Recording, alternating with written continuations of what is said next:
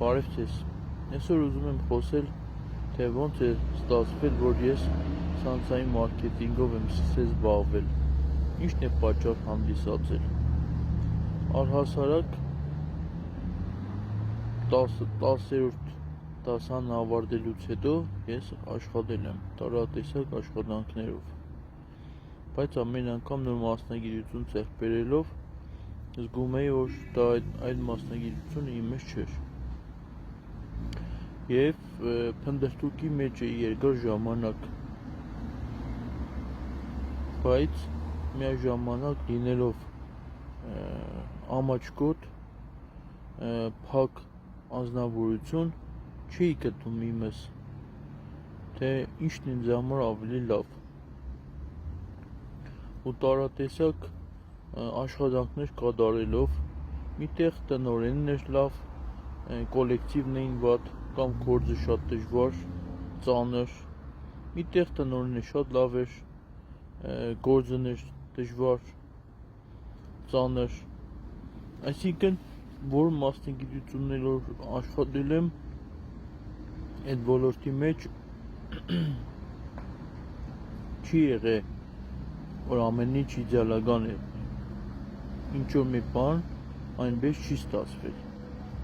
Հետո կորոնավիրուսի ժամանակ լինելով լրատվական կայքի մոնտաժող մնացի առանց աշխատանք ու ընդունվեցի Երևան City-ում որպես վաճառող խորհրդատու։ Աշխատելով այնտեղ ես շատ էի նեղվում, որ լինելով մասնագետ ես անգործ եմ։ Միշտ ես իմ մտքում ես ասում էի, մի լավ բան լինի անեմ, թեկուզ մի քիչ դժվար, մի բան անեմ, ու այդպես օրից մի օր ինձ առաջարկ արեցին ցանցային մարքեթինգում։ Ես գնացի, ինֆորմացիային ծանոթացա 3 օրերի ընթացքում և որոշում կայացրեցի։ 2020 թվականից ես սկսել եմ ցանցային մարքեթինգով զբաղվել, բայց ասեմ ձեզ, որ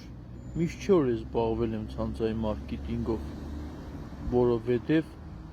ցանցային մարքեթինգը դա արագ հարստացման տարբերակ չէր, իսկ ես սկզբի ժամանակ պես էի պատկերացրել և շատ ժամանակ ես հուսախաբ եմ եղել, շատ եմ նեղվել, շատ եմ որոշել եմ չզբաղվեմ, խորհուրդները չեմ լսել գործընկերների, ովքեր փորձ ու գիտելիք ունեին, ու եթե հիմա տեսնում եք, որ ովքեր ինձ ճանաչում են, ովքեր որ հետը շփվում են ու տեսնում են, որ իմ կյանքում դեռ բան չի փոխվել, դա նշանակում է, որովհետև ցանցային մարքեթինգում ես չեմ լսել փորձառու մասնագետների խորհուրդները։ Ես փորձել եմ իմ ձևովս անեմ։ Ես արել եմ ցանցային մարքեթինգը ավելի շատ էմոցիաներով, այլ ոչ սառը գլխով։ Այս բանին այսքանը։